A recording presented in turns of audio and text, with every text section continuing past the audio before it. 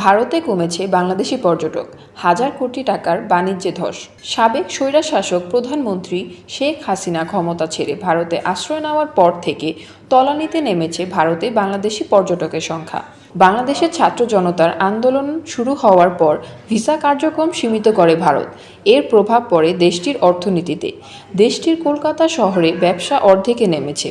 পর্যটক শূন্য Kolkata new market এলাকার ব্যবসায়ীরা জানিয়েছেন, করোনার পর এত ভয়াবহ চিত্র দেখেনি তারা। তাছাড়া চলতি বছর প্রতিবেশী দুই দেশের জাতীয় নির্বাচনের সময় ভিসা নীতিতে কিছুটা কড়াকড়ি আরোপ করে ভারত। তখন থেকে কমতে শুরু করে বাংলাদেশি পর্যটকের সংখ্যা। 2023 সালে ভারতের আগের বছরগুলোর তুলনায় 48% হারে বেড়েছিল বাংলাদেশি পর্যটকের সংখ্যা। এতে পর্যটক নির্ভর অর্থনীতিও ফুলে ফেঁপে উঠতে শুরু করে। বাংলাদেশে প্রতি 100 জন পর্যটকের মধ্যে প্রতিবেশী ভারতে যেতে চান 50 থেকে 55 জন পর্যটক।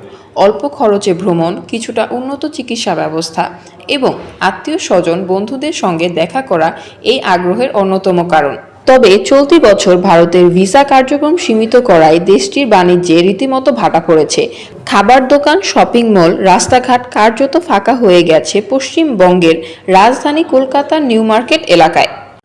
শুধুমাত্র বাংলাদেশি পর্যটকের আসা যাওয়াকে ঘিরে এখান থেকে বছরে কয়েক হাজার কোটির বাণিজ্য হয় ভারতের। রেল, হোটেল, রেস্টুরেন্ট ও মানি চেঞ্জার সহ সব ব্যবসাতেই এর ব্যাপক প্রভাব পড়েছে বলে জানিয়েছেন ভারতীয় ব্যবসায়ীরা। বন্যা পরিস্থিতির পর থেকে ভারতের ওপর ক্ষুব্ধ বাংলাদেশের মানুষ, যার কারণে ভবিষ্যতে ভারতে বাংলাদেশি পর্যটকের সংখ্যা আরও কমবে বলে ধারণা করছেন বিশেষজ্ঞরা।